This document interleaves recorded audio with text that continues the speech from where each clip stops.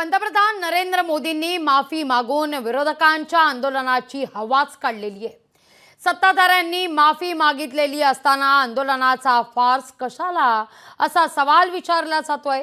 पोलिसांनी आंदोलनाला परवानगी नाकारल्यानं विरोधकांनी आदळआपटच सुरू केली आहे।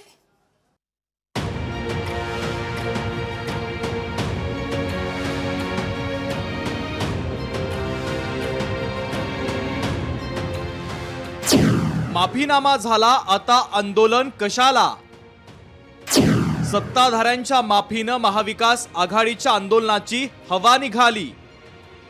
आंदोलनाला परवानगी नाकारल्यानं विरोधकांची आदळापट। सर झुका करके मेरे आराध्य देव छत्रपति शिवाजी महाराज की उनके चरणों में मस्तक रख के माफी मांगता हूं। शिवरायांचा पुतळा कोसळल्याप्रकरणी पंतप्रधान नरेंद्र मोदींनी शिवरायांची आणि शिवप्रेमींची माफी मागितली।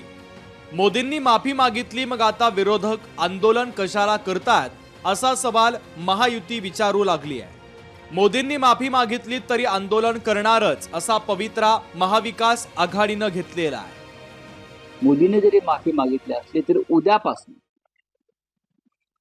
या राज्यभरात जो सरकारला जोडे मारण्याचा आंदोलनाचा कार्यक्रम आहे त्यात कोणताही बदल होईल। महाविकास आघाडीचे नेते पुतळा दुर्घटनेचं भांडवल करत असल्याचा आरोप भाजपचे नेते सुधीर मुनगंटीवार यांनी केला आहे।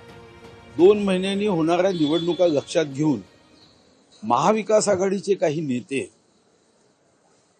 छत्रपती शिवाजी महाराजांच्या या घटनेचं भांडवल करण्याचा प्रयत्न करत आहेत। छत्रपती शिवाजी महाराजांच्या या घटनेचं भांडवल करून सत्तेचं स्वप्न पाहायला जात। महाविकास आघाडीच्या आंदोलनाला पोलिसांनी परवानगी नाकारली आहे, तरीही आंदोलन होणारच असा पवित्रा महाविकास आघाडीच्या नेत्यांचा आहे। हा निर्णय तिन्ही पक्षाचे नेते मिळून घेतील, पण जोपर्यंत मला माहिती आहे की सरकारने कितीही विरोध केला, अडथळा परवानगी नाकारली, तरी आम्हीही करणार, पण अंतिम फैसला हा 3 पक्षाची समन्वय समिती घेईल।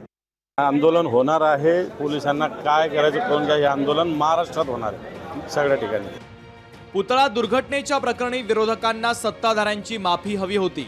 मुख्यमंत्री एकनाथ शिंदे, उपमुख्यमंत्री अजित पवार आणि त्यानंतर पंतप्रधान नरेंद्र मोदी या सगळ्यांनी माफी मागितली।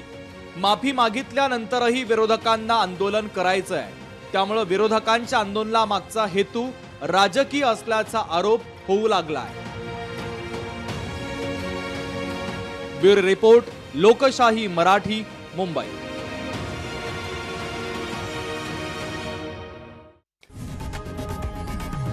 लोकशाही मराठी ऐका, पहा, जागरूक रहा।